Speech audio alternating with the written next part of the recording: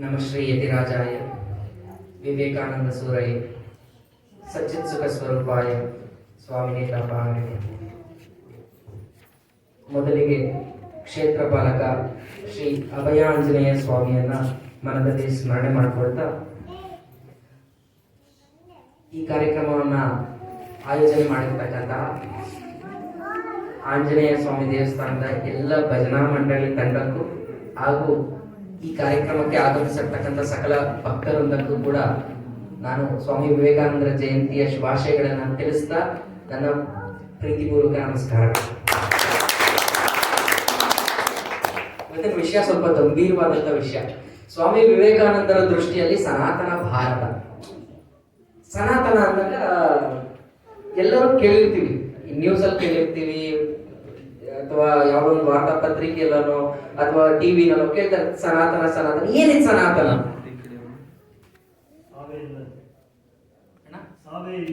ಸಾವೇ ಇಲ್ಲದ್ದು ಅಂದ್ರೆ ಅಂತ್ಯವೇ ಇಲ್ಲ. ಅಂತ್ಯವಿಲ್ಲ ಅಂದ್ರೆ ಅರ್ಥ ಆರಂಭವೂ ಇಲ್ಲ ಅಂತ್ಯವೂ ಇಲ್ಲ ಅಂತ, ಅದು ಸನಾತನ. ಈಗ ಜಗತ್ನಲ್ಲಿ ಈ ಸನಾತನ ಭಾರತ ಅಂತ ಯಾಕೆ ಕರಿತೀವಿ? ಜಗತ್ನಲ್ಲಿ ಮೊಟ್ಟ ಮೊದಲ ಬಾರಿಗೆ ಜ್ಞಾನ ಅನ್ನುವುದು ಹುಟ್ಟಿದ್ದು ಇದೇ ಭೂಮಿಯಲ್ಲಿ.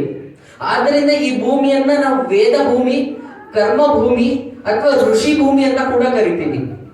ಇವತ್ತು ಒಂದು ಗಂಭೀರವಾದಂತ ಒಂದು ಚರ್ಚೆ ನಡೀತಾ ಇದೆ. ಈ ದೇಶವನ್ನ ಭಾರತ ಅಂತ ಕರಿಬೇಕಾ, ಇಂಡಿಯಾ ಅಂತ ಕರಿಬೇಕಾ? ಇದು ಗಂಭೀರವಾಗಿರ್ತಕ್ಕಂಥ ಚರ್ಚೆ. ಯಾವ್ದು ಕರಿಬೇಕು ಅಂತ ನೀವು ಯೋಚನೆ ಮಾಡಿ. ಈ ಚರ್ಚೆ ಅನವಶ್ಯಕವಾದ್ದು, ನನ್ನ ಪ್ರಕಾರ ಇದು ಅನವಶ್ಯಕವಾದ್ದು. ಯಾಕೆ ಅಂದ್ರೆ ಈ ದೇಶಕ್ಕೆ ಇಂಡಿಯಾ ಅಥವಾ ಭಾರತ ಇದೊಂದೇ ಹೆಸರಲ್ಲ, ಇವೆರಡೇ ಹೆಸರಲ್ಲ.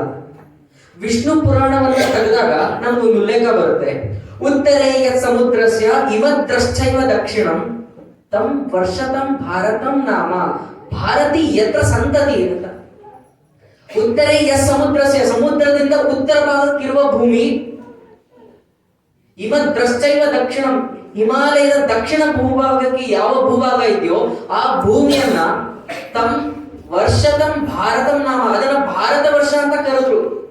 ತಂ ವರ್ಷತಂ ಭಾರತಂ ನಾಮ ಭಾರತಿ ಯತ್ರ ಸಂತತಿ, ಅಲ್ಲಿರುವ ಸಂತತಿಗಳನ್ನ ಭಾರತಿ ಅಂತ ಕರಿತೀವಿ. ಇವತ್ತು ನಾವು ಭಾರತೀಯ ಅಂತ ಕರಿತೀವಲ್ಲ, ಅವತ್ತು ಭಾರತಿ ಅಂತ ಕರೀತಾ ಇದ್ರು. ಭಾರತ ವರ್ಷ ಅಂತ ಹೆಸರಿತ್ತು. ತದನಂತರ ಆರ್ಯ ಭೂಮಿ ಅಂತ ಕರೀತಾ ಇದ್ರು. ಆರ್ಯ ಅಂದ್ರೆ ಇವತ್ತು ಒಂದು ಡಿಬೇಟ್ ನಡೀತಾ ಇದೆಯಲ್ಲ, ಆರ್ಯರು ದ್ರಾವಿಡರು, ಅದಲ್ಲ, ಅದು ಫಾಲ್ಸ್. ಆರ್ಯ ಅಂದ್ರೆ ಶ್ರೇಷ್ಠ ಅಂತ. ಶ್ರೇಷ್ಠ ಜನಾಂಗ ಇದ್ದಂತ ಭೂಮಿ, ಅದನ್ನ ಆರ್ಯ ಭೂಮಿ ಅಂತ ಕರೆದ್ರು. ಯಾವ ಭೂಮಿಯಲ್ಲಿ ಹೆಚ್ಚು ನೇರಳೆಯನ್ನ ಬೆಳೀತಾ ಇದ್ರು ಅದನ್ನ ಜಂಬೂ ದ್ವೀಪ ಅಂತ ಕರೆದ್ರು. ಇದೇ ಭಾರತವನ್ನ ಜಂಬೂ ದ್ವೀಪ ಅಂತ ಕರೆದ್ರು. ಇದೆಲ್ಲ ಒಂದ್ ಕಡೆ ಇಟ್ರೆ, ಮೆಸೊಪೊಟೋಮಿಯನ್ ನಾಗರಿಕತೆಯ ಜನ ಈ ದೇಶವನ್ನ ಮೆಲುಹ ಅಂತ ಕರೆದ್ರು. ಈ ದೇಶಕ್ಕೆ ಇನ್ನೊಂದು ಹೆಸರು ಮೆಲುಹ, ನಾವು ಕೇಳೇ ಇಲ್ಲ. ಮೆಲುಹ ಅಂದ್ರೆ ಏನು ಅಂದ್ರೆ, ಸಮುದ್ರ ವ್ಯಾಪಾರಿಗಳು ಹೆಚ್ಚು ಬರ್ತಿದ್ದಂತ ಭೂಮಿಯನ್ನ ಮೆಲುಹ ಅಂತ ಕರೀತಾ ಇದ್ರು. ಎಲ್ಲಿಗೆ ವ್ಯಾಪಾರಿಗಳು ಬರ್ತಾರೆ? ಮರುಭೂಮಿಗೆ ಹೋಗ್ಲಿಕ್ಕೆ ಆಗುತ್ತಾ? ಎಲ್ಲಿ ಹೆಚ್ಚು ಮಾರುಕಟ್ಟೆ ಕೇಂದ್ರ ಇರುತ್ತೋ ಆ ಜಾಗಕ್ಕೆ ಬರೋದಕ್ಕೆ ಸಾಧ್ಯ. ಈ ದೇಶದಲ್ಲಿ ಇದು ಮಾರುಕಟ್ಟೆಯ ಕೇಂದ್ರ. ಇತ್ತ ನೋಡಿದ್ರೆ ಅರಬ್, ಇತ್ತ ನೋಡಿದ್ರೆ ಸೌದಿ ಅರೇಬಿಯಾ, ಇವತ್ತು ಯಾವ ಭೂಮಿಯನ್ನ ನಾವು ಕಜಕಿಸ್ತಾನ, ಉಜ್ಬೇಕಿಸ್ತಾನ, ಕರ್ಗಿಸ್ತಾನ ಅಂತ ಏನೇನು ಸ್ಥಾನಗಳನ್ನ ನೋಡ್ತಾ ಇದೀವಿ, ಅವರೆಲ್ಲ ತಮ್ಮ ವಸ್ತುಗಳನ್ನ ಮಾರಾಟ ಮಾಡ್ಲಿಕ್ಕೆ, ಅದರಲ್ಲೂ ಕುದುರೆಗಳನ್ನ ಮಾರಾಟ ಮಾಡೋದಕ್ಕೆ ಬರ್ತಾ ಇದ್ದಂತ ಕೇಂದ್ರ ಭೂಮಿ ಭಾರತ. ಇತ್ತ ಟಿಬೆಟ್, ಚೈನಾ, ಬರ್ಮಾ, ಜಪಾನ್ ಈ ದೇಶಗಳೆಲ್ಲ ತಮ್ಮ ವ್ಯಾಪಾರ ಮಾಡ್ಲಿಕ್ಕೆ ಬರ್ತಿದ್ದಂತ ಕೇಂದ್ರ ಭೂಮಿ ಭಾರತ. ಅಷ್ಟೇ ಯಾಕೆ, ತಮ್ಮ ವ್ಯಾಪಾರಗಳು ಸ್ಥಗಿತವಾದಾಗ ತಮ್ಮದೇ ಒಂದು ಮಾರ್ಗವನ್ನು ಹುಡುಕಿಕೊಂಡು ಬಂದಂತ ಪಾಶ್ಚಿಮಾತ್ಯ ರಾಷ್ಟ್ರಗಳು, ಅದರಲ್ಲೂ ಫ್ರಾನ್ಸ್, ಪೋರ್ಚುಗೀಸ್, ಇಂಗ್ಲಿಷ್, ಇವರೆಲ್ಲರಿಗೂ ಮಾರುಕಟ್ಟೆಯ ಕೇಂದ್ರ ಸ್ಥಾನ ಭಾರತ. ಇಡೀ ಜಗತ್ತಿಗೆ ಒಂದೇ ಒಂದು ಕೇಂದ್ರ ಸ್ಥಾನ, ಅದು ಭಾರತ. ಅದಕ್ಕೆ ಇದನ್ನ ಮೆಲುಹ ಅಂತ ಕರೆದು. ಚೈನಾದವರು ಈ ದೇಶಕ್ಕೆ ಇಟ್ಟಂತ ಹೆಸರು ಟಿಯಾನ್ಜು. ಟಿಯಾನ್ಜು ಅಂದ್ರೆ ಏನು? ಟಿಯಾನ್ ಅಂದ್ರೆ ಸ್ವರ್ಗ. ಚೈನಾದಲ್ಲಿ ನೀವು ಹೋಗಿ ಗೂಗಲ್ ಮಾಡಿದ್ರೆ ಗೊತ್ತಾಗುತ್ತೆ. ಟಿಯಾನ್ ಅಂದ್ರೆ ಸ್ವರ್ಗ, ಝೂ ಅಂದ್ರೆ ಭೂಮಿ. ವಾಟ್ ಈಸ್ ಟಿಯಾನ್ಜು ಅಂದ್ರೆ ಸ್ವರ್ಗ ಭೂಮಿ ಅಂತ ಕರೆದ್ರು. ಯಾಕೆಂದ್ರೆ ಈ ದೇಶದಲ್ಲಿ ಕೊಡ್ತಿರ್ತಕ್ಕಂಥ ಜ್ಞಾನ ಅಂತದ್ದು ಟಿಯಾನ್ಜು. ಯಾವತ್ತಾದ್ರೂ ಒಬ್ಬ ಭಾರತೀಯ ನಾನು ಹೆಮ್ಮೆಯಿಂದ ಇದು ಸ್ವರ್ಗ ಭೂಮಿ ಅಂತ ಹೇಳಲಿಕ್ಕೆ ಸಾಧ್ಯ ಇದೆಯಾ? ಎಷ್ಟು ಜನ ಹೇಳಿದ್ದಾರೆ? ಇವತ್ತು ನಾನು ಇಂಡಿಯಾ ಇಂಡಿಯಾ ಈ ಚರ್ಚೆ ಯಾಕೆ ಬರ್ತಾ ಇದೆ ಅಂದಾಗ ನಾನು ಯಾಕೆ ಹೇಳಿದ್ರೆ, ನೀವು ಇಂಡಿಯಾ ಅಂತ ಕರೆಯೋದು ತಪ್ಪಿಲ್ಲ. ಇವತ್ತು ನಾವು ಅಕ್ಸೆಪ್ಟ್ ಮಾಡ್ಬಿಟ್ಟಿದೀವಿ. ಇಂಡಿಯಾ ಅಂತ ಬಂದಿರೋ ಪದ ಎಲ್ಲಿಂದ ಬಂತು ಅಂದ್ರೆ, ಅರಬ್ ಅಥವಾ ಸೌದಿ ಅರೇಬಿಯಾ ಜನ ಈ ದೇಶವನ್ನ ಸಿಂಧೂ ಪ್ರಾಂತ್ಯ ಅಂತ ಕರೀತಾ ಇದ್ರು. ಸಿಂಧೂ ನದಿಯಿಂದ ದಕ್ಷಿಣ ಹಾಗೂ ಸಿಂಧು ಮಹಾಸಾಗರದ ಉತ್ತರದಲ್ಲಿರುವ ಭೂಮಿಯನ್ನ ಸಿಂಧು ಭಾಗ ಅಂತ ಕರೀತಾ ಇದ್ರು.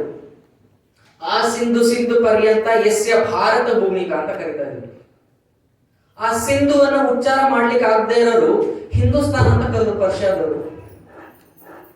ಈ ಗ್ರೀಕ್ನವ್ರಿಗೆ ಹಿಂದೂ ಅಂತ ಉಚ್ಚಾರ ಮಾಡ್ಲಿಕ್ಕೆ ಆಗಲಿಲ್ಲ, ಇಂಡಸ್ ಅಂತ ಕರೆಯಕ್ಕೆ ಶುರು ಮಾಡೋದು. ಅದೇ ಇಂಗ್ಲಿಷ್ನವ್ರಿಗೆ ಇಂಡಿಯಾ ಮಾಡೋದು. ಇವತ್ತು ನಾವು ಯಾರನ್ನ ನಮ್ಮನ್ನ ನಾವು ಹಿಂದೂ ಅಂತ ಕರಿತೀವಿ, ಅವ್ರು ಇಂಡಸ್ ಅಂತ ಕರೀತಾರೆ. ನಮ್ಮನ್ನ ನಾವು ಹಿಂದೂ ಅಂತ ಕರೆದ್ರೆ ಅವ್ರು ಇಂಡಿಯಾ ಅಂತ ಕರೀತಾರೆ. ನಾವು ಹಿಂದೂಸ್ ಅನ್ಕೋಬಹುದು, ಅವ್ರು ಇಂಡಸ್ ಅನ್ಕೋಬಹುದು. ವ್ಯತ್ಯಾಸ ಏನಿದೆ? ಅದರಿಂದ ಈ ಹೆಸರು ಇಂಡಿಯಾ ಅಂತ ಕರೆದಾಗ ನಮಗೆ ಪ್ರಾಬ್ಲಮ್ ಇಲ್ಲ, ನಮ್ಗೆ ಯಾವುದೇ ತೊಂದರೆ ಇಲ್ಲ. ಆದ್ರೆ ಒಂದಷ್ಟು ಜನ ಭಾರತ ಅನ್ನೋ ಹೆಸರು ಕರೆಯೋದಕ್ಕೆ ಅವ್ರಿಗೆ ಇಷ್ಟ ಆಗ್ತಾ ಇಲ್ಲ. ಆದ್ರೆ ಈ ಸಂವಿಧಾನವನ್ನ ತೆಗೆದು ನೋಡಿ, article number 1 says India that is Bharat. ಇದನ್ನ ಬರೆದಿದ್ದು ಅವತ್ತಿನ constitution committee. India that is Bharat. ಇದು ಭರತ ಚಕ್ರವರ್ತಿಯ ಭೂಮಿ ಭಾರತ. ಭಾರತ ಅಂತ ಕರೆದಾಗ ನಮ್ಗೆ ಹೆಮ್ಮೆ ಇದೆ. ಹಿಂದಿದೆ ಅಂದ್ರೆ ನಮ್ಗೆ ಯಾವಾಗ್ಲೂ ತಲೆಯಲ್ಲಿ ಬರೋದು ಈ ಭಾರತ ಇಂಡಿಯಾ ಅಂತಾಗ ಚರ್ಚೆ ಬಂದಾಗ ನಮ್ಗೆ ತಲೆಯಲ್ಲಿ ಬರೋದು ಒಂದೇ ಕಾನ್ಸೆಪ್ಟ್, ನಮ್ಮ ತಾಯಿನ ಅಮ್ಮ ಅಲ್ಲ ಮಮ್ಮಿ ಅಲ್ಲ. ಇದೇ ನಮ್ ತಲೆಗೆ ಬರೋದು. ನೀವೇನ್ ಕರಿತೀರಿ, ನಿಮ್ಮ ಮಮ್ಮಿ ಅಂತೀರೋ ಅಮ್ಮ ಅಂತೀರೋ ನಿಮಗೆ ಬಿಟ್ಟಿದ್ದು. ಆದ್ರೆ ಆಯ್ಕೆ ನಿಮ್ಮ ಹತ್ರ ಇದೆ. ಅರ್ಥ ಆಗ್ತಿದೆಲ್ಲ? ಈ ಭಾರತ, ಕೆಲವರು ಹೇಳ್ತಾರೆ ಈ ಭಾರತದ ಗತ ವೈಭವದ ಬಗ್ಗೆ ನಾನು ಇಷ್ಟೊತ್ತು ಹೇಳ್ತಾ ಇರ್ಬೇಕಾದ್ರೆ ಕೆಲವರು ಹೇಳ್ತಾರೆ ಇದ್ರ ಬಗ್ಗೆ ನಾವು ಮಾತಾಡಿ ಏನು ಪ್ರಯೋಜನ ಇಲ್ಲ. ಮುಂದೆ ಏನಾಗ್ಬೇಕಾಗಿದೆ ಭಾರತ, ಮುಂದೆ ಪ್ರೋಗ್ರೆಸ್ ಏನಿದೆ ಅದ್ರ ಬಗ್ಗೆ ಯೋಚನೆ ಮಾಡ್ಬೇಕಾಗಿದೆ. ಹಿಂದೆ ಏನಾಗಿದೆ ಅಂತ ಅದನ್ನ ಕಟ್ಕೊಂಡು ನಮ್ಗೆ ಏನಾಗ್ಬೇಕಾಗಿದೆ ಇದ್ರ ಬಗ್ಗೆ ಬಹಳ ಅಸಡ್ಡೆತನ ತಗೋತಾರೆ. ನೀವು ಯೋಚನೆ ಮಾಡಿ, ನಿಮ್ಮ ಮೈಯಲ್ಲಿ ಯಾವ ರಕ್ತ ಹರಿತಾ ಇದೆ ಅಂತ ನಿಮಗೆ ಗೊತ್ತಿದೆಯಾ? ನಿಮ್ಮ ಮೈಯಲ್ಲಿ ಹರಿತಿರುವ ರಕ್ತವನ್ನ 2 ರೀತಿ ಪರೀಕ್ಷೆ ಮಾಡಬಹುದು. ಒಂದು A+, B+, AB+ ಅಂತ. ಇನ್ನೊಂದು ನಮ್ಮ ಮೈಯಲ್ಲಿ ಹರಿತಿರುವ ರಕ್ತ ಯಾರದ್ದು ಅನ್ನೋದು ಪರೀಕ್ಷೆ ಮಾಡಬಹುದು. ನಾನು ಓಪನ್ ಆಗಿ ಹೇಳ್ತೀನಿ ಒಂದ್ ಮಾತು, ಇವತ್ತು ಈ ದೇಶದಲ್ಲಿ ನೀವು ಯಾರನ್ನ ಹಿಂದೂಗಳು ಅಂತೀರೋ, ಯಾರನ್ನ ಕ್ರೈಸ್ತರು ಅಂತೀರೋ, ಯಾರನ್ನ ಮುಸಲ್ಮಾನರು ಅಂತ ಕರಿತೀರೋ, ಆ ಕ್ರೈಸ್ತರು ಯಾರು ಕೂಡ ಇಂಗ್ಲೆಂಡಿನಿಂದ ಓಡಿ ಬಂದವರಲ್ಲ. ಇವತ್ತು ಯಾರನ್ನ ಮುಸಲ್ಮಾನರು ಅಂತ ಕರೀತಾರೆ ಅವ್ರು ಯಾರು ಮೆಕ್ಕಾದಿಂದ ಓಡಿ ಬಂದವರಲ್ಲ. ಅವರ ಮೈಯಲ್ಲಿ ಹರಿತಿರುವುದು ಕೂಡ ರಾಣಾ ಪ್ರತಾಪ ಸಿಂಹನ ರಕ್ತವೇ. ಅವರ ಮೈಯಲ್ಲೂ ಹರಿಯುತ್ತಿರುವುದು ಕೂಡ ಸ್ವಾಮಿ ವಿವೇಕಾನಂದರ ರಕ್ತವೇ. ಅವರ ಮೈಯಲ್ಲಿ ಹರಿಯುತ್ತಿರುವುದು ರಾಮನ ರಕ್ತ, ಕೃಷ್ಣನ ರಕ್ತವೇ. ನಾವು ಅದನ್ನ ಯೋಚನೆ ಮಾಡ್ಬೇಕಲ್ಲ. ನೀವು ಯಾವ ದೇವರನ್ನಾದ್ರೂ ಪೂಜೆ ಮಾಡಿ ತೊಂದರೆ ಇಲ್ಲ, ನೀವು ಯಾವ ಪಂಥವನ್ನ ಅನುಸರಿಸಿ ತೊಂದರೆ ಇಲ್ಲ. ಆದ್ರೆ ನಾವಿರುವ ನೆಲ ಭಾರತ. ಆ ರಕ್ತ ಯಾವುದು ಅಂತ ಗೊತ್ತಾದ್ರೆ ಮಾತ್ರ ಮುಂದಿನ ಭಾರತವನ್ನ ಕಟ್ಟಲಿಕ್ಕೆ ಸಾಧ್ಯ. ಭಾರತದ ಭವಿಷ್ಯ ಅದರ ಮೇಲೆ ನಿಂತಿದೆ. ಎಂತಹ ಜ್ಞಾನವನ್ನ ಕೊಡ್ತಿತ್ತು ಅಂದ್ರೆ, ಇವತ್ತು ದೇವಸ್ಥಾನದಲ್ಲಿ ಈ ಕಾರ್ಯಕ್ರಮ ಆಗ್ತಾ ಇರ್ಬೇಕಾದ್ರೆ ಬಹಳಷ್ಟು ಜನ ಯೋಚನೆ ಮಾಡೋದು, ಏನ್ ದೇವಸ್ಥಾನ ಅದು, ಆ ದೇವಸ್ಥಾನದಲ್ಲಿ ಏನೋ ಸಭೆ ಅಂತ ಸೇರ್ತಾರೆ ಮಾಡ್ಬೋದು ಅಂತ ಯೋಚನೆ ಮಾಡ್ಬೋದು. ಯಾವತ್ತಾದ್ರೂ ಯೋಚನೆ ಮಾಡಿದೀವ? ಸೋಮನಾಥ ದೇವಸ್ಥಾನದಲ್ಲಿ ಅದು ಕೇವಲ ದೇವಸ್ಥಾನವಲ್ಲ, ಅದು ಜ್ಞಾನದ ಸಾಗರವೇ ಆಗಿತ್ತು. ಶಿಕ್ಷಣ ಕೊಡ್ತಾ ಇದ್ದಂತ ಮೊದಲ ಕೇಂದ್ರ ದೇವಸ್ಥಾನವೇ. ಅವತ್ತು ಮೊಹಮ್ಮದಿಯರು ಅನ್ಕೊಂಡಿರ್ಬೋದು, ನಾವು ಸೋಮನಾಥವನ್ನ ನಾಶ ಮಾಡಿದ್ಮೇಲೆ ಆ ಭೂಮಿಯಲ್ಲಿ ಮತ್ತೊಬ್ಬ ಹಿಂದೂ ದೇವರನ್ನ ಪೂಜೆ ಮಾಡೋದೇ ಇಲ್ಲ, ಅಲ್ಲಿ ದೇವಸ್ಥಾನ ಮತ್ತೆ ಹೇಳೋದೇ ಇಲ್ಲ ಅಂತ. ಇವತ್ತು ಕೂಡ ಸೋಮನಾಥ ದೇವಸ್ಥಾನ ಇದೆ. ಇವತ್ತು ಕೂಡ ಕಾಶಿ ವಿಶ್ವನಾಥ ಇದ್ದಾರೆ. ಕಾಶಿ ವಿಶ್ವನಾಥ ದೇವಸ್ಥಾನದಲ್ಲಿ ಲಿಂಗವನ್ನ ಬಾವಿಗೆ ಎಸೆದು ಅದರ ಮೇಲೆ ನಾವು ಮಸೀದಿಯನ್ನ ಕಟ್ಟಿ ಅದರ ಮುಂದೆ ನಾನು ನಮಾಜ್ ಮಾಡಬಹುದು. ಆದ್ರೆ ನೀವು ಮುಚ್ಚಿದ್ದು ಕೇವಲ ಮೇಲ್ಭಾಗದ ದೇವಸ್ಥಾನವೇ ಹೊರತು ನಿಜವಾದ ನಮ್ಮ ಭಾರತೀಯ ತಳಹದಿಯನ್ನ ಯಾರು ತೆಗಿಲಿಕ್ಕಾಗಿಲ್ಲ. ತೆಗೆದ್ರು ಕೂಡ ಅಲ್ಲಿ ಸಿಗೋದು ಶಿವಲಿಂಗವೇ ಹೊರತು ಯಾವ ಬೇರೆ ದೇವರಲ್ಲ. ಇದು ಮೂಲ ಭಾರತ. ಇದು ನಿಜವಾದ ಜ್ಞಾನವನ್ನ ಕೊಟ್ಟಂತ ಭಾರತ. ಎಂತಹ ಜ್ಞಾನವನ್ನ ಕೊಡ್ತಾ ಇತ್ತು ಅಂದ್ರೆ, ನನ್ಗೆ ಯಾವಾಗ್ಲೂ ಕೂಡ ಶಿಕ್ಷಣದ ವ್ಯವಸ್ಥೆ ಅಂತ ಬಂದಾಗ ನನ್ಗೆ ಬಹಳ ಬೇಸರ ಆಗೋದು ಒಂದೇ, ಇವತ್ತು ಯಾರಾದ್ರೂ ಒಬ್ಬ ಹುಡುಗನನ್ನ ನಿಲ್ಲಿಸಿ, ನಿಮ್ಮ ಶಾಲೆಯಲ್ಲಿ ನೀವು ಕನ್ನಡವನ್ನ ಓದಿರ್ಬಹುದು ಅಥವಾ ಸಮಾಜ ವಿಜ್ಞಾನವನ್ನ ಓದಿರ್ತೀರಾ, ಆ ಮಕ್ಕಳು 100ಕ್ಕೆ 100 ಅಂಕವನ್ನ, ಇತಿಹಾಸದಲ್ಲಿ ಅಥವಾ ಭೂಗೋಳ ಶಾಸ್ತ್ರದಲ್ಲಿ 100ಕ್ಕೆ 100 ಅಂಕವನ್ನ ತೆಗೆದ ವಿದ್ಯಾರ್ಥಿಯನ್ನ ನಿಲ್ಲಿಸಿ 10 ನಿಮಿಷ ಭಾರತದ ಬಗ್ಗೆ ಮಾತಾಡೋ ಅಂದ್ರೆ ಆ ವ್ಯಕ್ತಿ ಮಾತಾಡೋದು ಇಷ್ಟೇ: ನನ್ನ ದೇಶ ಭಾರತ, ನಮ್ಮ ರಾಷ್ಟ್ರಗೀತೆ ಜನಗಣಮನ, ನಮ್ಮ ರಾಷ್ಟ್ರ ಪಕ್ಷಿ ನವಿಲು, ರಾಷ್ಟ್ರ ಪ್ರಾಣಿ ಹುಲಿ, ನಮ್ಮ ದೇಶದ ಪ್ರಧಾನಮಂತ್ರಿ ನರೇಂದ್ರ ಮೋದಿ, ಈ ರೀತಿ ಹೇಳ್ಬೋದು. ಆದ್ರೆ ನನಗಿದು ಬೇಡ. ಬೇಕಿರೋದೇನೋ ನಿನ್ನ ದೇಶದ ಬಗ್ಗೆ 10 ನಿಮಿಷ ಮಾತಾಡುವಾಗ, ಹೌದು ನನ್ನ ದೇಶ, ಯಾರಾದ್ರೂ ಬಂದ್ಬಿಟ್ಟು ಎಂತ ದೇಶದಿಂದ ಬಂದಿದ್ಯಾ ಅಂದಾಗ ನನ್ನ ದೇಶದ ಬಗ್ಗೆ 10 ನಿಮಿಷ ಹೆಮ್ಮೆಯಿಂದ ಎದೆ ತಟ್ಟಿ ಹೇಳುವಂತ ಶಿಕ್ಷಣವನ್ನು ಕಲಿಸಿದೀವ. ನನಗೆ ಮಾಹಿತಿ ಬೇಡ ಯಾವ ವರ್ಷದಲ್ಲಿ ಸ್ವತಂತ್ರ ಬಂತು ಅದು ಎಲ್ಲರೂ ಹೇಳ್ತಾರೆ, ಕಂಠಪಾಠವನ್ನ ಮಾಡೋದು ಎಲ್ಲರೂ ಹೇಳ್ತಾರೆ. 10 ನಿಮಿಷ ಹೆಮ್ಮೆಯಿಂದ ನನ್ನ ರಾಜರು ಇದ್ರು, ನನ್ನ ದೇಶದಲ್ಲಿ ಇಂಥ ಜ್ಞಾನವಿತ್ತು, ನಮ್ಮ ದೇಶದಲ್ಲಿ ಇಂಥ ಮಹಾತ್ಮರು ಬಂದು ಹೋಗಿದ್ರು, ಆ ಮಹಾತ್ಮರು ಏನು ಮಾಡಿದ್ರು ಅನ್ನೋದನ್ನ ಹೆಮ್ಮೆಯಿಂದ ಎದೆ ತಟ್ಟಿ ಹೇಳ್ಕೊಳ್ಳುವಂತ ಆ ಶಿಕ್ಷಣವನ್ನು ನಾವು ಕೊಟ್ಟಿದೀವ. ಕಂಠಪಾಠ ಮಾಡೋದು ಬಹಳ ಸುಲಭ, ಬಹಳ ಸುಲಭ. ನನ್ನ ದೇಶ ಒಮ್ಮೆ ಯಾವತ್ತು ನಾವು ಮಾತನಾಡಿ ನನ್ನ ದೇಶಕ್ಕೆ ನನ್ನ ದೇಶದ ಬಗ್ಗೆ ಮಾತಾಡೋ ಕಿಂಚಿತ್ತು ಕೂಡ ನಿನಗೆ ತಾಕತ್ತಿಲ್ಲ. ಯಾರಾದ್ರೂ ದೇಶದ ವಿರುದ್ಧ ಮಾತಾಡಿದಾಗ ಆ ಪ್ರೌಢಿಮೆ ಮಾತಿನಲ್ಲಿ ಏನಾದ್ರೂ ಇರ್ಲಿ, ಎದೆಯಲ್ಲಿ ಹೆಮ್ಮೆ, ಆ ಗೌರವ, ಆ ಅಭಿಮಾನ ಅನ್ನ ತುಂಬಿದೆಯಲ್ಲ, ಆ ಶಿಕ್ಷಣ ಬೇಕಾಗುತ್ತೆ. ಆ ಶಿಕ್ಷಣ ನಾವು ಓಡ್ತಾ ಇಲ್ಲ. ಹೇಗಾಗ್ಬಿಟ್ಟಿದೆ ಅಂದ್ರೆ, ನಾನು ಸುಮ್ಮನೆ ಹೇಳ್ತಾ ಇಲ್ಲ, ಇವತ್ತು ನಾವು ಶಿಕ್ಷಣವನ್ನು ಎಲ್ಲರೂ ಹೇಳ್ತೀವಿ, ಓದ್ಕೋ ಮಕ್ಕಳಿಗೆ, ಓದ್ಕೋ. ಅವನನ್ನ ಒಂದು ರೂಮ್ ಅಲ್ಲಿ ಕೂರಿಸ್ಬಿಟ್ಟು ಓದ್ಲಿಕ್ಕೆ ಬಿಟ್ಟು ನಾವು ಅಲ್ಲಿ ಟಿವಿ ರಿಮೋಟ್ ಹಾಕೊಂಡು ಕೂತ್ಕೊಂಡ್ಬಿಟ್ಟಿರ್ತೀವಿ. ಸೀರಿಯಲ್ ಬರ್ತಾರೆ ಸಂಜೆ 6 ಗಂಟೆಯಿಂದ ರಾತ್ರಿ 10 ಗಂಟೆವರೆಗೂ ಸೀರಿಯಲ್ ಸ್ಟಾರ್ಟ್ಸ್. ಆ ಸೀರಿಯಲ್ ಅನ್ನ ಹೆಸರಾಗಿದ್ದಾರೆ, ಸೀರಿಯಲ್ ಆಗೇ ಬರ್ತಾ ಇರುತ್ತೆ. 6ರಿಂದ 6:30, 6:30ರಿಂದ 7, ಅದು ಸೀರಿಯಲ್ ಆಗೇ ಬರುತ್ತೆ. ಅದಕ್ಕೆ ಸೀರಿಯಲ್ ಅಂದ್ರೆ ಏನೋ ನನಗಂತೂ ಗೊತ್ತಿಲ್ಲ. ನಾವು ಒಂದು ಮಾತನ್ನ ಹೇಳ್ತೀನಿ ನೋಡಿ, ತಪ್ಪಿಲ್ಲ. ಮಕ್ಕಳನ್ನ ಓದುವಂತ ಪುಸ್ತಕವನ್ನ ಕೊಟ್ಟು ಅವನ ಮುಂದೆ ನಾನು ಮೊಬೈಲ್ ಅನ್ನ ಹಿಡ್ಕೊಂಡ್ರೆ ಅವನಿಗೆ ಮೊಬೈಲ್ ಹಿಡಿಬೇಕು ಅಂತ ಅನ್ಸುತ್ತೆ ಹೊರತು ಪುಸ್ತಕ ಹಿಡಿಬೇಕು ಅಂತ ಯಾವತ್ತು ಅನ್ಸಲ್ಲ. ನೀವೊಂದು ಪುಸ್ತಕ ಹಿಡಿದ್ರೆ ಅವನೊಂದು ಪುಸ್ತಕ ಕೊಡಿ, ಅವ್ನ ಕುತೂಹಲಕ್ಕೆ ನಮ್ಮಪ್ಪ ಯಾವ್ದೋ ಪುಸ್ತಕ ಓದ್ತಾಡಿ, ನಾನು ಅದೇ ಪುಸ್ತಕ ನೋಡೋಣ ಏನೈತಿ. ಅವ್ನು ಓದೋದ್ ಬೇರೆ, ಏನಿದೆ ಅಂತ ನೋಡೋದಕ್ಕಾದ್ರೆ ಅವ್ನ ಪುಸ್ತಕ ತೆಗಿಯುತ್ತೆ ಮಗು. ಇವತ್ತು ಸೀರಿಯಲ್ ಇಂದ ಹೇಗೆ ಹಾಳಾಗ್ತಿದೆ ಪ್ರಪಂಚ ಅನ್ನೋದಾದ್ರೆ, ಹೇಗೆ ಹಾಳಾಗ್ತಿದೆ ಅನ್ನೋದಾದ್ರೆ ಅವರು ಮನಸ್ಥಿತಿ ಎಷ್ಟು ಮಟ್ಟಿಗೆ ಹೋಗ್ತಿದೆ ಅಂದ್ರೆ, ದಯವಿಟ್ಟು ನೀವು ಬೇಜಾರು ಮಾಡ್ಕೊಂಡ್ರು ಚಿಂತೆ ಇಲ್ಲ. ಒಂದು ಮಾತು ಹೇಳ್ತೀನಿ, ಹೊರಗಡೆ ಸಾರಾಯಿಯನ್ನ ಕುಡಿದು ಗಲಾಟೆ ಮಾಡುವ ಗಂಡು, ಮನೆಯಲ್ಲಿ ಸೀರಿಯಲ್ ನೋಡಿ ಗಲಾಟೆ ಮಾಡುವ ಹೆಣ್ಣು, ಎರಡು ಒಂದೇ. ವ್ಯತ್ಯಾಸ ಇಲ್ಲ. ಈಗ ನೀವು ಕೇಳಿ ನೋಡಿ, ಹೊರಗಡೆ ಸಾರಾಯಿ ಕುಡಿಯೋನು ಅವ್ನು ಕುಡಿತಾ ಇದ್ದಾನೆ, ಯಾಕೆಂದ್ರೆ ಅವ್ನು ನನ್ನ ರಿಲ್ಯಾಕ್ಸೇಷನ್ಗೆ, ನನ್ನ ಖುಷಿಗೆ ಅಂತಾನೆ. ಹೆಣ್ಣು ನೀವು ಯಾಕೆ ಸೀರಿಯಲ್ ನೋಡ್ತೀರ? ನನ್ನ ಖುಷಿಗೆ, ನನ್ನ ರಿಲ್ಯಾಕ್ಸೇಷನ್ಗೆ. ವ್ಯತ್ಯಾಸ ಏನ್ ಬಂತು ನೋಡಿ. ಆದ್ರೆ ಅದ್ರಲ್ಲಿ ಯಾವ ಸೀರಿಯಲ್ ನೋಡ್ಬೇಕು, ಯಾವ್ದನ್ನ ಮನಸ್ಸಿಗೆ ತಗೋಬೇಕು, ಯಾವ್ದನ್ನ ಬಿಡಬೇಕು, ಅದ್ರ ಪರಿಜ್ಞಾನವೇ ಇಲ್ಲ. ಇವತ್ತು ಯಾಕೆ ನೋಡ್ಲೇಬೇಡಿ ಅನ್ನೋ ಪರಿಸ್ಥಿತಿ ಬಂದಿದೆ ಅಂದ್ರೆ, ಯಾವುದನ್ನೇ ತೆಗೆದ್ರೂ ಕೂಡ ಅಲ್ಲಿ ನೆಗೆಟಿವ್ ಅನ್ನೋದು ಜಾಸ್ತಿ ಬರ್ತಾ ಇದೆ ಹೊರತು ಪಾಸಿಟಿವ್ ಅನ್ನೋದು ಬರ್ತಾ ಇಲ್ಲ. ಅಂತ ಪರಿಸ್ಥಿತಿ ಬಂದಾಗ ನೋಡ್ಲೇಬೇಡಿ ಅಂತ ಬರುತ್ತೆ. ಈಗ ಒಂದಷ್ಟು ಒಳ್ಳೆ ಸೀರಿಯಲ್ಗಳು ಬಂದಾಗ, ಅದರಲ್ಲೂ ಈ ಕೋವಿಡ್ ಟೈಮಲ್ಲಿ ರಾಮಾಯಣ ಮಹಾಭಾರತಗಳು ಬಂದು, ಇತ್ತೀಚೆಗೂ ಒಂದಷ್ಟು ಬರ್ತಿದ್ದಾವೆ ಸೀರಿಯಲ್ಗಳು. ಅವ್ರು ನೋಡಿದಾಗ ನೋಡ್ಬೇಕು ಅನ್ಸುತ್ತೆ. ಅದು ಬಿಟ್ಟು ನನಗೆ ಮಾಡೋದಕ್ಕೆ ಬೇರೆ ಕೆಲಸ ಇಲ್ಲ ಅಂತ ಸೀರಿಯಲ್ ನೋಡೋದಾದ್ರೆ ಅದು ವ್ಯರ್ಥ. ನಾವು ಮನೆಯಲ್ಲಿ ಶಿಕ್ಷಣ ಶುರುವಾಗಬೇಕಾದ ಎಲ್ಲಿಂದ? ತಂದೆ ತಾಯಿಗಳಿಗೆ ಮೊದಲು ಶಿಕ್ಷಣ, ಮಕ್ಕಳಿಗೆ ಆಮೇಲೆ. ತಂದೆ ತಾಯಿಗಳು ಕಲ್ತ್ರೆ ಮಕ್ಕಳು ಈಸಿಯಾಗಿ ಕಲಿತಾರೆ. ನಾನು ಹೇಳೋದ್ರಿಂದ ಕೆಲವೊಂದು ಆರ್ಷ್ ಆಗಿರ್ಬೋದು, ಆದ್ರೆ ಇದು ಸತ್ಯ.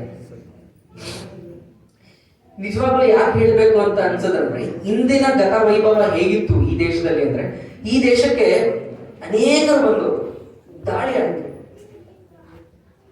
ನೀವು ಬೇರೆ ದೇಶವನ್ನ ಒಮ್ಮೆ ತೆಗೆದು ನೋಡಿ, ಅನೇಕ ದೇಶಗಳಲ್ಲಿ ಭಾರತೀಯರಿದ್ದಾರೆ. ಭಾರತೀಯರಂತಾರೆ, ಎಲ್ಲ ಧರ್ಮದವರು ಕೂಡ ಎಲ್ಲ ಭಾಗದಲ್ಲಿ ವಾಸ ಮಾಡ್ತಾ ಇದ್ದಾರೆ, ಅದರಲ್ಲಿ ಎರಡನೇ ಮಾತಿಲ್ಲ. ಆದ್ರೆ ಅವರೆಲ್ಲ ವಾಸ ಮಾಡ್ತಿರೋ ಕಾರಣ ಏನಂದ್ರೆ, ಒಂದು ಸಿಟಿಸನ್ಶಿಪ್ ಅಥವಾ ಒಂದು ಕೆಲಸದ ಉದ್ದೇಶದಿಂದಲೋ ಅಥವಾ ಶಿಕ್ಷಣದ ಉದ್ದೇಶದಿಂದಲೋ ಅಲ್ಲಿ ಸೆಟ್ಲ್ ಆದವರು. ಆದ್ರೆ ಈ ದೇಶಕ್ಕೆ ಬಂದಂತಹ ಮುಸಲ್ಮಾನರಿರ್ಬೋದು, ಈ ದೇಶಕ್ಕೆ ಬಂದ ಕ್ರೈಸ್ತರಿರ್ಬೋದು, ಈ ದೇಶಕ್ಕೆ ಬಂದ ಯಹೂದಿಗಳಿರ್ಬೋದು, ಈ ದೇಶವನ್ನ ಬಿಟ್ಟು ಹೋಗ್ಲಿಲ್ಲ. ಕಾರಣ ಈ ದೇಶದಲ್ಲಿದ್ದಂತ ಸತ್ವ, ಈ ದೇಶದಲ್ಲಿದ್ದಂತ ಸತ್ವ. ಬಾಬರ್ ಈ ದೇಶಕ್ಕೆ ಬಂದಾಗ ಒಂದು ಮಾತು ಹೇಳ್ತಾನೆ, ನಾನು ಈ ದೇಶಕ್ಕೆ ಬಂದದ್ದು ಆಕ್ರಮಣ ಮಾಡಿ ಲೂಟಿ ಮಾಡ್ಕೊಂಡು ಹೋಗ್ಲಿಕ್ಕೆ. ಅವನ ದಾಟಿಯಲ್ಲಿ ಹೇಳ್ದ, ನಾನು ನನ್ನ ದಾಟಿಯಲ್ಲಿ ಹೇಳ್ತಾನೆ, ಈ ದೇಶವನ್ನ ಲೂಟಿ ಮಾಡ್ಕೊಂಡು ನಾನು ಹೋಗ್ಲಿಕ್ಕೆ ಅಂತ ಬಂದೆ. ಆದ್ರೆ ಈ ದೇಶದ ಸಿರಿ ಸಂಪತ್ತನ್ನ ನೋಡಿ ನಾನು ಇಲ್ಲೇ ರೂಲ್ ಮಾಡಬೇಕು ಅಂತ ಶುರು ಮಾಡೋದು. ಇದನ್ನೆಲ್ಲ ಗೊತ್ತೇ ಇದೆ. ಪಾಶ್ಚಿಮಾತ್ಯ ಪೋರ್ಚುಗೀಸರ್ ಇರ್ಬೋದು, ಫ್ರೆಂಚರ್ ಇರ್ಬೋದು, ಇಂಗ್ಲಿಷ್, ಅವ್ರು ಇಲ್ಲಿಗೆ ಬಂದದ್ದು ಕೇವಲ ವ್ಯಾಪಾರ ಮಾಡ್ಲಿಕ್ಕೆ ಹೊರತು ಇಲ್ಲಿ ಸೆಟ್ಲ್ ಆಗ್ಲಿಕ್ಕಲ್ಲ. ಆದ್ರೆ ಈ ದೇಶದ ಸಿರಿ ಸಂಪತ್ತನ್ನು ನೋಡಿ ಇಲ್ಲೇ ಸೆಟ್ಲ್ ಆಗ. ಕಾರಣ ಈ ದೇಶದ ಭೂಮಿ ಎಲ್ಲರಿಗೂ ಯೋಗ್ಯವಾದ ಭೂಮಿ. ಇವತ್ತು ಈ ದೇಶದಲ್ಲಿ 132 ಕೋಟಿ ಜನಸಂಖ್ಯೆ ಇದೆ. ಆದ್ರೆ 132 ಕೋಟಿ ಭಾರತೀಯ ಇಲ್ಲ. ಭಾರತೀಯ ಅಂತ ಹೇಳ್ಕೋಬೇಕು ಅಂದ್ರೆ ತಾಕತ್ತಿರ್ಬೇಕು ಒಳಗಡೆ. 132 ಕೋಟಿ ಜನಸಂಖ್ಯೆ ಕೇವಲ ಆಧಾರ್ ಕಾರ್ಡ್ ಮುಖಾಂತರ ಇದೆ. ಆದ್ರೆ ನಿಜವಾದ ಭಾರತೀಯ ಅಂತ ಹೇಳ್ಕೊಡೋದ 132 ಕೋಟಿ ಸಿಗೋದು ತುಂಬಾ ಕಮ್ಮಿನೇ ಇದೆ. ನಾವು ನಮ್ಮ ಮನೆಯಲ್ಲಿ ಒಬ್ಬ ಭಾರತೀಯನ ರೆಡಿ ಮಾಡ್ಬೇಕಾಗಿರೋದು ಸಿಟಿಸನ್ಶಿಪ್ ಇಂದಲೋ ಆಧಾರ್ ಕಾರ್ಡ್ ಇಂದಲೋ ಅಲ್ಲ. ನಾವು ರೆಡಿ ಮಾಡ್ಬೇಕಾಗಿರೋದು ಅವನಿಗೆ ಭಾರತೀಯ ನಿಜವಾದ ಶಿಕ್ಷಣವನ್ನ ಕೊಟ್ಟು. ಇವತ್ತು ಭಾರತವನ್ನ ಹೇಗೆ ಕಟ್ಟಬೇಕು, ಸನಾತನ ಭಾರತವನ್ನ ಹೇಗೆ ಕಟ್ಟಬೇಕು ಅಂತ ಮದ್ರಾಸ್ನಲ್ಲಿ ಸ್ವಾಮೀಜಿ ಮಾತಾಡ್ತಾರೆ. ಮದ್ರಾಸ್ನಲ್ಲಿ ಮಾತಾಡ್ತಾ ಅಣ್ಣ ಒಂದು ವಿಚಾರವನ್ನ ತಗೊಂಡಿದ್ರು. ಅವರು ಅಮೆರಿಕ ಹೋದ್ರು. ನಂತರ ಏನಾಯ್ತು ಅಂತ ಮದ್ರಾಸಿಗೆ ಬಂದಾಗ ಸ್ವಾಮೀಜಿ ಹೇಳ್ತಾರೆ, ಇಡೀ ಭಾರತದ ಭವಿಷ್ಯ ಹೇಗಿರ್ಬೇಕು ಅಂದ್ರೆ ಪ್ರತಿಯೊಬ್ಬ ಭಾರತೀಯನು ಒಂದು ಧರ್ಮವನ್ನ ಒಪ್ಪಿಕೊಳ್ಳಬೇಕು. ಒಂದು ಧರ್ಮ, ಯಾವ ಧರ್ಮ? ಆ ಪ್ರಶ್ನೆ ಬರುತ್ತೆ ನಮ್ಗೆಲ್ಲ. ಹಿಂದೂ ಧರ್ಮ ಒಪ್ಕೊಳ್ಳೋದ? ಆಗ ಕ್ರೈಸ್ತರು ಮುಸಲ್ಮಾನರು ಎದ್ದೇಳ್ತಾರೆ. ಕ್ರೈಸ್ತ ಧರ್ಮವನ್ನು ಒಪ್ಕೋಬೇಕು ಅಂದ್ರೆ ಮಿಕ್ದವ್ರು ಎದ್ದೇಳ್ತಾರೆ. ಮುಸಲ್ಮಾನ ಅಂದ್ರೆ ಎಲ್ಲರೂ ಓದಿರ್ತಾರೆ. ಅದ್ಯಾವುದು ಧರ್ಮ ಅಲ್ಲ. ಕ್ರೈಸ್ತ, ಬೌದ್ಧ, ಮುಸಲ್ಮಾನ ಯಾವುದು ಕೂಡ ಧರ್ಮವೇ ಅಲ್ಲ. ಅದೊಂದು ಕೇವಲ ಪಂಥವಷ್ಟೇ. ಅದು ಕೇವಲ ಒಂದು ಪಂಥವಷ್ಟೇ. ನೀವು ಇತಿಹಾಸದ ಪುಟಗಳನ್ನ ತೆಗೆದು ನೋಡಿ, ಕ್ರಿಸ್ತನಿಲ್ಲದೆ ಕ್ರಿಸ್ತ ಧರ್ಮವಿಲ್ಲ. ಕ್ರಿಸ್ತ ಅನ್ನುವ ವ್ಯಕ್ತಿಯನ್ನ ತೆಗೆದ್ರೆ ಕ್ರೈಸ್ತ ಧರ್ಮವೇ ಇಲ್ಲ.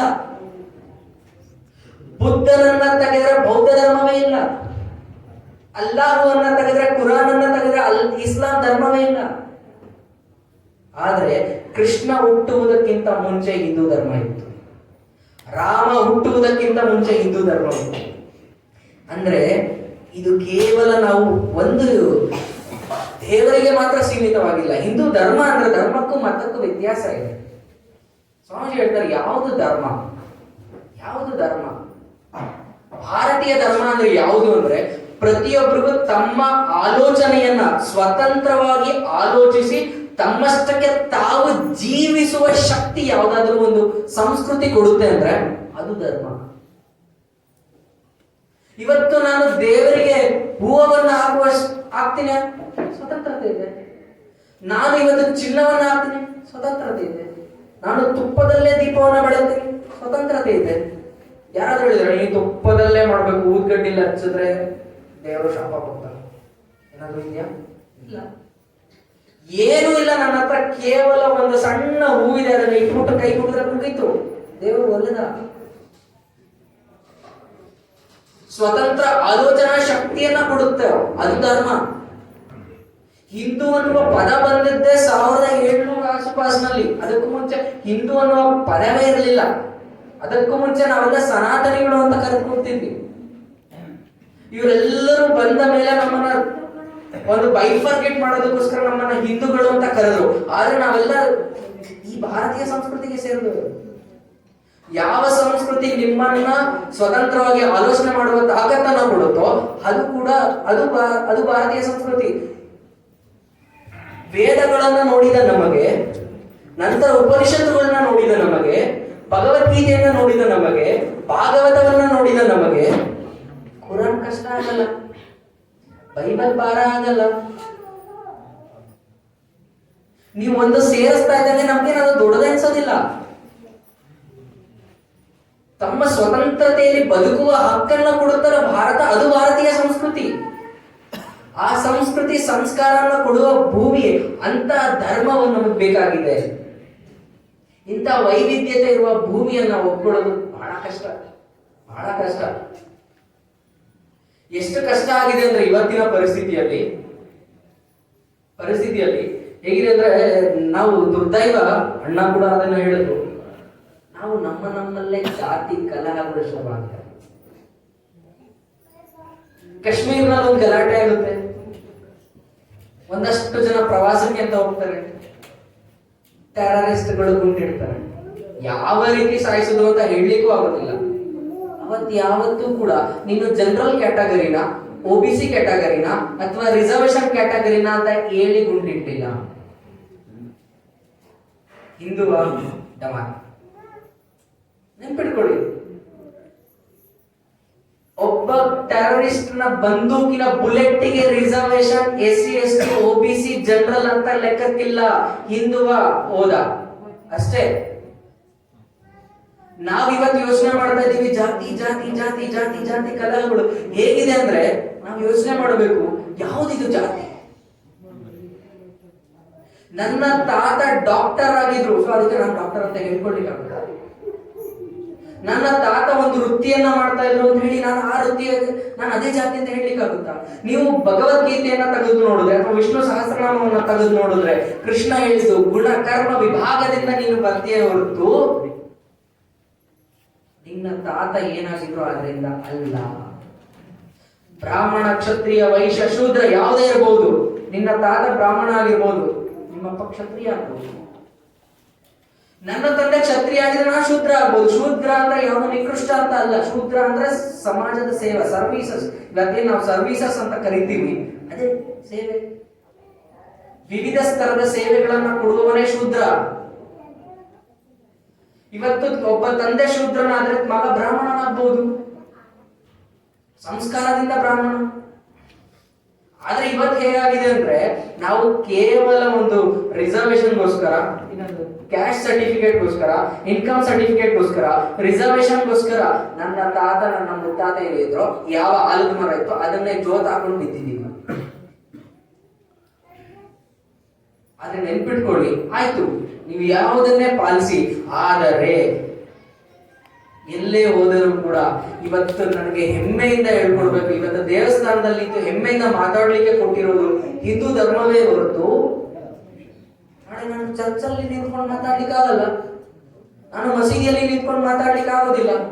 ನಾನು ಇವತ್ತು ಹೆಮ್ಮೆಯಿಂದ ಮಾತಾಡ್ಕೊಳ್ಳಕ್ಕೆ ಇರುವ ಏಕಮೇವ ಜಾಗ ಇದೆ, ಅದು ಮಂದಿರ. ಆ ಮಂದಿರವನ್ನ ಕೊಟ್ಟಿದ್ದು ಹಿಂದೂ ಧರ್ಮ. ಇವತ್ತು ಎಷ್ಟೋ ಜನ ನಾನು ಹಿಂದೂ ಅಂತ ಹೇಳ್ಕೊಳ್ಳಿಕ್ಕೆ ಅವ್ರಿಗೆ ಪ್ರೌಢಿಮೆ ಇಲ್ಲ. ನೀವು ಯೋಚನೆ ಮಾಡಿ, ಇವತ್ತು ನಾನು ಓಪನ್ ಆಗಿ ಮಾತಾಡ್ಲೇಬೇಕಾಗಿದೆ, ಪರಿಸ್ಥಿತಿ ಆಗಿದೆ.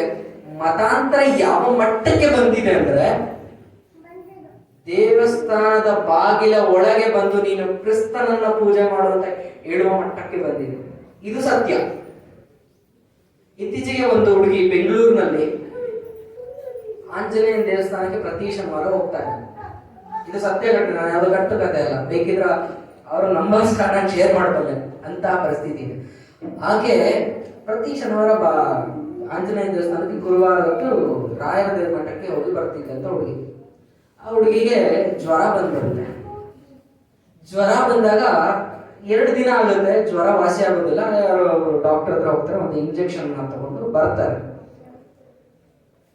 ಇನ್ನೂ ಜ್ವರ ಇರುತ್ತೆ, ಮಧ್ಯಾಹ್ನ ಸಂಜೆ ಆದ್ರೂ ಜ್ವರ ಇರುತ್ತೆ.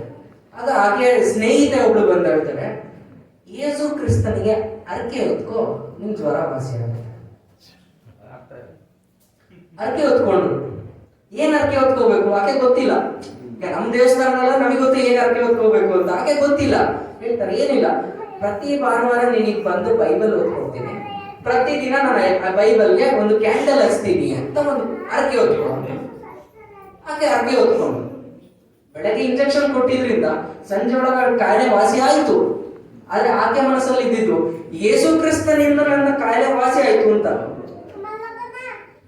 ಹಾಗಿದ್ರೆ ಶನಿವಾರ ಆಂಜನೇಯ ದೇವಸ್ಥಾನಕ್ಕೆ ಹೋಗ್ತಿದ್ದು ಭಾನುವಾರ ಯೇಸು ಕ್ರಿಸ್ತನಿಗೆ ಶಿಫ್ಟ್ ಆಗುತ್ತಾ ಅಂತ. ಇಲ್ಲಿ ಆಂಜನೇಯನ ಶಕ್ತಿ ಕಮ್ಮಿ ಆಯ್ತು, ಆ ಹುಡುಗಿಯ ನಂಬಿಕೆ ಕಮ್ಮಿ ಆಯ್ತು, ನನಗೆ ಅರ್ಥ ಆಗ್ತಿಲ್ಲ.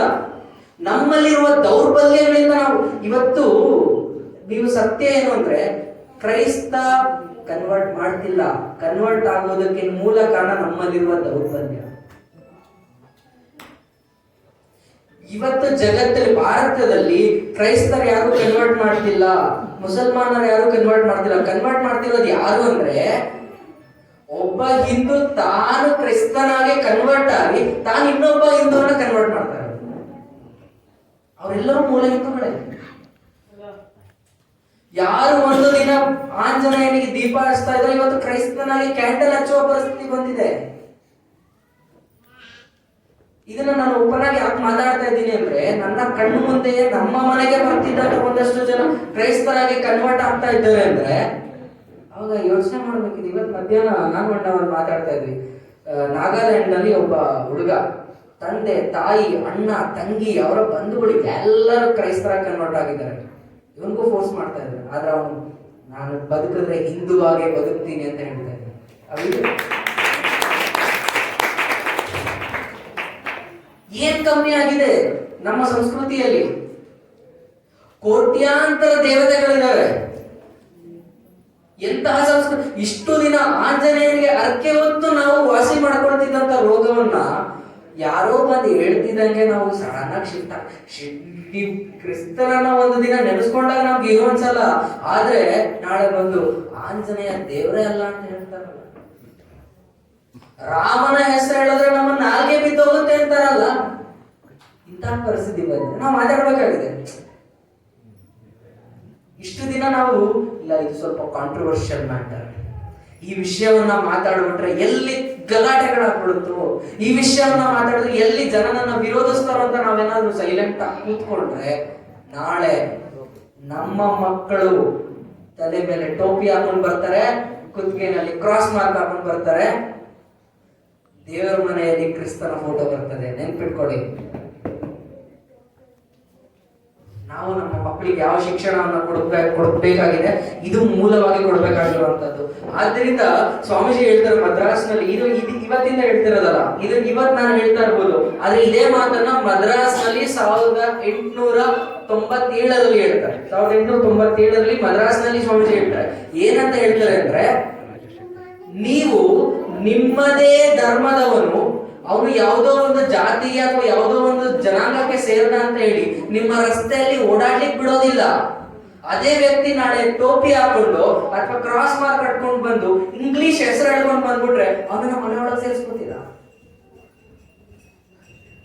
ನೀವು ಇದೇ ಮುಂದುವರಿಸ್ತಾ ಹೋದ್ರೆ ಕೇವಲ 1 ವರ್ಷದಲ್ಲಿ ಅರ್ಧ ಮದ್ರಾಸ್ ಕ್ರೈಸ್ತರಾಗಿ ಕನ್ವರ್ಟ್ ಆಗ್ತದೆ. ಇದು 1897ರಲ್ಲಿ ಏನಿದ್ದು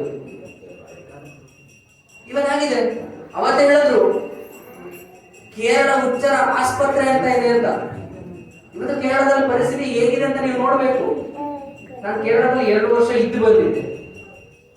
100 ಜನರಲ್ಲಿ 60 ಜನ ಕ್ರೈಸ್ತರು, 30 ಜನ ಮುಸಲ್ಮಾನರು, 10 ಜನ ಹಿಂದೂಗಳು. ಯಾವ್ದನ್ನ ದೇವಭೂಮಿ ಅಂತ ಕರೀತೀವಿ ಅಂತ ಪರಿಸ್ಥಿತಿ ಇದೆ. ಅದಕ್ಕೆ ಸ್ವಾಮೀಜಿ ಹೇಳ್ತಾರೆ, ಇದಕ್ಕೆ ಒಂದೇ ಸೊಲ್ಯೂಷನ್ ಇರೋದು, ನಾವೆಲ್ಲರೂ ಸೇರಿ ಒಂದು ದೇವಸ್ಥಾನವನ್ನು ಕಟ್ಟಬೇಕಿದೆ. ಯಾವ ದೇವಸ್ಥಾನ ಕಟ್ಟೋದು? ಅವಾಗ ಗಲಾಟೆ ಸ್ಟಾರ್ಟ್ ಆಗುತ್ತೆ ನಮ್ಮ ಹಿಂದೂಗಳಲ್ಲಿ. ಕೆಲವರು ಹೇಳ್ತಾರೆ ಆಂಜನೇಯನ ಕಟ್ಟೋಣ ಅಂತ, ಇಲ್ಲ ಕೆಲವರು ಹೇಳ್ತಾರೆ ಇಲ್ಲ ಗಣೇಶನ ಕಟ್ಟೋಣ, ಕೆಲವರು ಹೇಳ್ತಾರೆ ಇಲ್ಲ ನಮ್ಮ ಮನೆ ದೇವರು ತಿಮ್ಮಪ್ಪನ ದೇವಸ್ಥಾನ ಕಟ್ಟೋಣ, ಇನ್ನೊಬ್ರು ಹೇಳ್ತಾರೆ ಇಲ್ಲ ಇಲ್ಲ ನಾನು ಶಿವನ್ ದೇವಸ್ಥಾನ ಕಟ್ತೀನಿ. ಇವಾಗ ಗಲಾಟೆ ಶುರು ಆಗುತ್ತೆ. ಈ ಗಲಾಟೆನ ಹೆಂಗೆ ಸಂಭಾಳಿಸೋದು ಅಂತ ಹೇಳಿದಾಗ, ಅದು ಎಲ್ಲರೂ ಒಪ್ಪಿಕೊಳ್ಳುವಂತ ಓಂಕಾರವನ್ನ ಆ ಗುಡಿಯಲ್ಲಿ ಕೂರಿಸೋಣ. ನೀನು ಓಂಕಾರವನ್ನು ಒಪ್ಕೊಳ್ಳಲ್ಲ ಅಂದ್ರೆ ನೀನು ಹಿಂದುವೇ ಅಲ್ಲ. ಓಂಕಾರವನ್ನು ಒಪ್ಪಿಕೊಳ್ಳಲ್ಲ ಅಂದ್ರೆ ನೀನು ಹಿಂದುವೇ ಅಲ್ಲ. ಓಂಕಾರವನ್ನ ಕೂರಿಸೋಣ. ಆ ದೇವಸ್ಥಾನ ಹಿಂದೂಗಳ ಕೇಂದ್ರ ದೇವಸ್ಥಾನ ಆಗ್ಬೇಕು.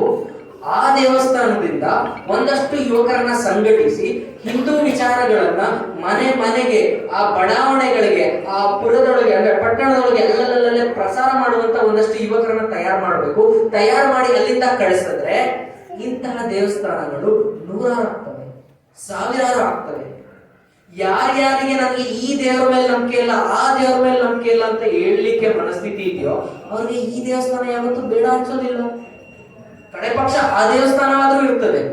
ಇವತ್ತು ಒಂದಷ್ಟು ಜನ ಕ್ರೈಸ್ತರಲ್ಲಿ ನಾಸ್ತಿಕರಿಲ್ಲ, ಮುಸಲ್ಮಾನರಲ್ಲಿ ನಾಸ್ತಿಕರಿಲ್ಲ, ನಾಸ್ತಿಕರಿರುವ ಧರ್ಮ ಹಿಂದೂ ಧರ್ಮ.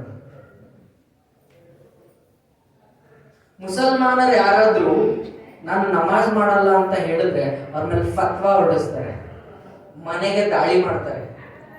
ಚರ್ಚಿಗೆ ಭಾನುವಾರ ಬರೋದಿಲ್ಲ ಅಂದ್ರೆ, ನನಗೆ ಕೇರಳದಲ್ಲಿ ನಾನು ನೋಡಿದಂತ ಘಟನೆ, ನಾನು ಕೇಳಿದ್ದೆ ಡೈರೆಕ್ಟ್ ಆಗಿ, ಅಲ್ಲ ನೀವು ಭಾನುವಾರ ಹೋಗ್ಲಿಲ್ಲ ಅಂದ್ರೆ ಏನ್ ಮಾಡ್ತಾರೆ, ಫೋನ್ ಮಾಡ್ತಾರೆ. ಚರ್ಚ್ ವಾಲಂಟಿಯರ್ಸ್ ಅಂತ ಇರ್ತಾರೆ, ಭಾನುವಾರ ಫೋನ್ ಮಾಡ್ತಾರೆ, ಯಾಕೆ ಈ ವಾರ ಬಂದಿಲ್ಲ, 2 ವಾರ 3 ವಾರ ನೋಡ್ತಾರೆ. ಹೋಗಿಲ್ಲ ಅಂದ್ರೆ ಕೇಳ್ತಾರೆ. ಅಪ್ಪಿತಪ್ಪಿ ಬೇರೆ ಚರ್ಚ್ಗೆ ಹೋದ್ರಂತೂ ಇನ್ನೂ ದೊಡ್ಡ ಗಲಾಟೆ. ಈ ಚರ್ಚಿಗೆ ಹೋಗೋರು ಆ ಚರ್ಚಿಗೆ ಹೋಗಾಗಿಲ್ಲ, ಈ ಮಸೀದಿಗೆ ಹೋಗೋರು ಆ ಮಸೀದಿಗೆ ಹೋಗಾಗಿಲ್ಲ. ನಮ್ಮ ದೇವಸ್ಥಾನದಲ್ಲಿ ಪ್ರಾಬ್ಲಮೇ ಇಲ್ಲ. ತಿರುಪತಿ ತಿಮ್ಮಪ್ಪ ಮನೆ ದೇವರಾಗಿರೋರು ಧರ್ಮಸ್ಥಳಕ್ಕೆ ಪಾದಯಾತ್ರೆ ಹೋದ್ರೆ ನಮಗೆ ತಪ್ಪಿಲ್ಲ. ಧರ್ಮಸ್ಥಳಕ್ಕೆ ಅರ್ಕೆ ಹೊತ್ಕೊಂಡಿರೋರು ಶಬರಿಮಲೆಗೆ ಮಾಲೆ ಹಾಕೊಂಡ್ರೆ ನಮ್ಗೆ ಸಮಸ್ಯೆ ಇಲ್ಲ. ಆದ್ರೂ ಕೂಡ ನಮ್ಗೆ ದೇವರ ಮೇಲೆ ನಂಬಿಕೆ ಇಲ್ಲ. ಇಂತಹ ಜನರನ್ನ ನಾವು ಇಟ್ಕೊಂಡು ನಾವು ಭಾರತವನ್ನ ಕಟ್ತೀವಿ ಅಂತ ಹೋದ್ರೆ ಎಲ್ಲಿಗೆ ಹೋಗಿ ನಿಲ್ಲತ್ತೆ?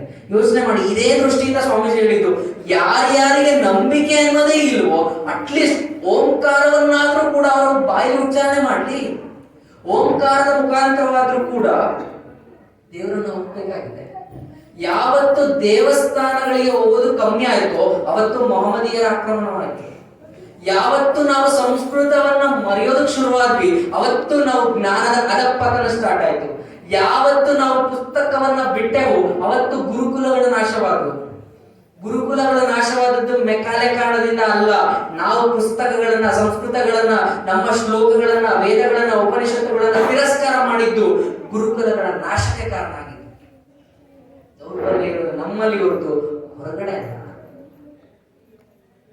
ಇವತ್ತು ಮಕ್ಕಳು ಚೆನ್ನಾಗಿ ಸಂಸ್ಕೃತದಲ್ಲಿ ಭಗವದ್ಗೀತೆ ಒಂದು ಶ್ಲೋಕವನ್ನ ಹೇಳೋದು. ನಿಮ್ಮ ಮಕ್ಕಳ ದಿನಕ್ಕೆ ಬೇಡ, ಅಟ್ಲೀಸ್ಟ್ ತಿಂಗಳಿಗೆ ಒಂದು ಶ್ಲೋಕವನ್ನು ಹೇಳ್ಕೊಡಿ. ಶ್ಲೋಕ ಕಲಿಸೋದ್ರಿಂದ ನನಗೆ ಕೆಲಸ ಸಿಗುತ್ತಾ? ಶ್ಲೋಕ ಕಲಿಯೋದ್ರಿಂದ ನನಗೆ ದುಡ್ಡು ಸಿಗುತ್ತಾ? ದುಡ್ಡು ಸಿಗುತ್ತೋ ಕೆಲಸ ಸಿಗುತ್ತೋ ಗೊತ್ತಿಲ್ಲ, ಆದ್ರೆ ಮಕ್ಕಳಿಗೆ ಜ್ಞಾನ ಸಿಗುತ್ತೆ. 100 ಜನ 1000 ಜನರ ಎದುರುಗಡೆ ನಿನಗೆ ಏನು ಗೊತ್ತಿದೆ ಅಂದ್ರೆ ಹೆಮ್ಮೆಯಿಂದ ನನ್ನ ದೇಶದ, ನನ್ನ ಧರ್ಮದ ಅಥವಾ ನನ್ನ ಸಂಸ್ಕೃತಿಯ ಜ್ಞಾನವನ್ನ 100 ಜನದ ಮುಂದೆ ಹೇಳುವ ತಾಕತ್ತನ್ನ ಕೊಡುತ್ತೆ. ಅದು ಜ್ಞಾನ, ಶ್ಲೋಕನೇ ಅಲ್ಲ. ಈ ದೇಶದ ಚಿಂತನೆಯನ್ನ ಪ್ರತಿಯೊಬ್ಬ ಮಗುವಿನ ಮನಸ್ಸಿನಲ್ಲಿ ಬಿತ್ತಬೇಕು. ನಿಮಗೆ ನೆನಪಿರ್ಲಿ, ನಾನು ಬಹಳ ಹೆಚ್ಚು ಟೈಮ್ ತಗೊಳ್ಳೋದಿಲ್ಲ, ಬೇಗ ಮುಗಿಸ್ತೇನೆ. ನಿಮ್ಗೆ ನೆನಪಿರ್ಬೋದು, ಹಿಂದೆ ಶ್ಲೋಕಗಳನ್ನ ಯಾಕೆ ಮಕ್ಕಳಿಗೆ ಹೇಳ್ಕೊಡ್ಬೇಕು? ಜಪಾನ್ 1945ರಲ್ಲಿ ಹಿರೋಶಿಮಾ ನಾಗಸಾಕಿ ಮೇಲೆ ಬಾಂಬ್ ದಾಳಿ ಆಗುತ್ತೆ. ಅದಕ್ಕೂ ಮುಂಚೆ ಇವತ್ ನಾವು ನೋಡ್ತಿರೋ ಜಪಾನ್ ಬೇರೆ, 1945ಕ್ಕೂ ಮುಂಚೆ ಇದ್ದಂತ ಜಪಾನ್ ಬೇರೆ. ಜಪಾನ್ನ ಇವತ್ತಿಗೂ ಕೂಡ ಸುಮಾರು ರಾಷ್ಟ್ರಗಳು ಒಪ್ಪೋದಿಲ್ಲ. ಜಪಾನ್ನ ಜಗತ್ತಿನ ಎಷ್ಟೋ ರಾಷ್ಟ್ರಗಳು ನಂಬೋದಿಲ್ಲ. ಕಾರಣ 1945ಕ್ಕೂ ಮುಂಚೆ ತಾನು ಪುಟ್ಟ ರಾಷ್ಟ್ರ, ತಾನು ಯಾರಿಗೂ ಹೇಳ್ದೆ ಕೇಳ್ದೆ ಯುದ್ಧಕ್ಕೆ ದಾಳಿ ಮಾಡ್ತು. ಹೇಳ್ದೆ ಕೇಳ್ದೆ ದಾಳಿ ಮಾಡ್ತು. ಯುದ್ಧಕ್ಕೆ ಪ್ರಚೋದನೆ ಕೊಟ್ಟಿದ್ದು ಜಪಾನ್. ಯಾವಾಗ ಹಿರೋಶಿಮಾ ನಾಗಸಾಕಿ ಮೇಲೆ ಬಾಂಬ್ ಇತ್ತೋ ಜಪಾನ್ ಬಾಯಿ ಮುಚ್ಚಿ ಕುತ್ಕೊಂತು. ಅದಾದ ಮೇಲೆ ಜಪಾನ್ ತನ್ನ ಮಕ್ಕಳಿಗೆ ಕಲಿಸುವ ಮೊದಲನೇ ಪಾಠ ಶಾಂತಿ. ಮಕ್ಕಳಿಗೆ ಕಲಿಸುವ ಮೊದಲನೇ ಪಾಠ ಶಾಂತಿ, 2ನೇ ಪಾಠ ಶಿಸ್ತು. ಇವತ್ತು ಶಿಸ್ತು ಅಂದ್ರೆ ನಮ್ಗೆ ಯಾವ ದೇಶ ನೆನಪಾಗುತ್ತೆ? ಜಪಾನ್. ಆದ್ರೆ ಆ ಜಪಾನ್ ಶಾಂತಿ ಮತ್ತು ಶಿಸ್ತನ್ನ ಯಾರಿಂದ ಎರವಳಿಕೆ ಮಾಡಿದ್ದು ಅಂದ್ರೆ ಭಾರತ. ಆದ್ರೆ ದುರ್ದೈವ, ರಸ್ತೆಯಲ್ಲಿ ಹೋಗ್ಬೇಕಾದ್ರೆ ನಾವೆಂತು ಅಂತ ಹೋಗಿದ್ದೀವಿ. ಬಸ್ ಸ್ಟ್ಯಾಂಡ್ ನಲ್ಲಿ ಪೇಂಟೇ ಬೇಕಿಲ್ಲ, ಎಲ್ಲ ಕೆಂಪು ಗೋಡೆಗಳಿರ್ತದೆ ವಿಮಲಿಂದ.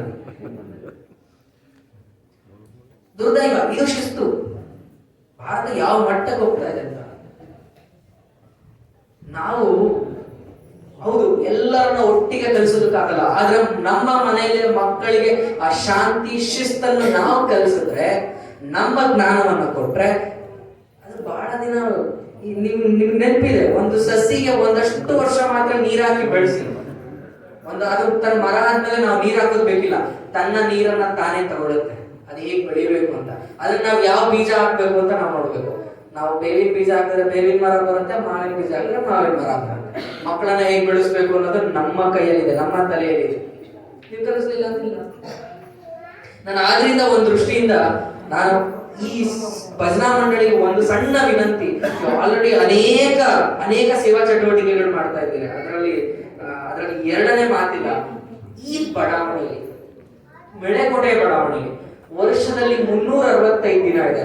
365 ದಿನದಲ್ಲಿ 10 ದಿನ, ಜಸ್ಟ್ 10 ದಿನ ಏನಾದ್ರು ಒಂದು ಸೇವಾ ಕಾರ್ಯ, ಯಾವುದಾದ್ರೂ ಇರ್ಬೋದು, ಒಂದು ಸೇವಾ ಕಾರ್ಯ ಎಲ್ಲರೂ ಸೇರ್ಬೇಕು. ಅದೇ ಆಗ್ಬೇಕಾಗಿದೆ. ನಮ್ಮಲ್ಲಿ ಒಗ್ಗೂಡೋದು ತುಂಬಾ ಕಷ್ಟ ಇದೆ, ಆದ್ರೆ ಇಲ್ಲಿ ಒಗ್ಗಟ್ಟಿದೆ.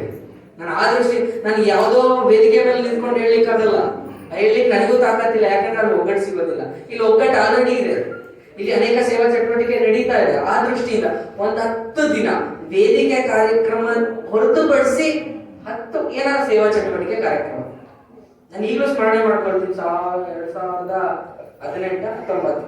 2018-19 2 ವರ್ಷ ಪ್ರವಾಹ ಬರುತ್ತೆ. ಒಂದು ಕೇರಳ ಭಾಗ, 2019 ಉತ್ತರ ಕರ್ನಾಟಕ ಚಿಕ್ಕಬಳ್ಳಾಪುರ ಪ್ರವಾಹ ಬಂದಾಗ ಏನಾದ್ರೂ ಒಂದು ಮಾಡೋಣ ಅಂತ ಸುಮ್ಮನೆ ನಾವೇ ಕೈ ಜೋಡಿಸ್ಕೊಂಡು ನಿಂತ್ಕೊಂಡಿದ್ವಿ. ಆಗಿಲ್ಲ, ನಾವು ಕೈ ಜೋಡಿಸ್ತೀವಿ ಅಂತ ನಮ್ಮ ಜೊತೆಗೆ ನಿಂತಿದ್ದು ಮೆಳೆಕೋಟೆಯ ಸಿಬ್ಬಂದಿ, ಇಲ್ಲಿನ ಜನ ಎಲ್ಲರೂ ಸೇರಿ. ನನಗೆ ನೆನಪಿದೆ, ನನ್ನ ಜೊತೆಗೆ ಜಯರಾಮಣ್ಣ ಇದ್ರು, ಹರೀಶಣ್ಣ ಇದ್ರು, ಎಲ್ಲರೂ ಕೂಡ ಇದ್ರು.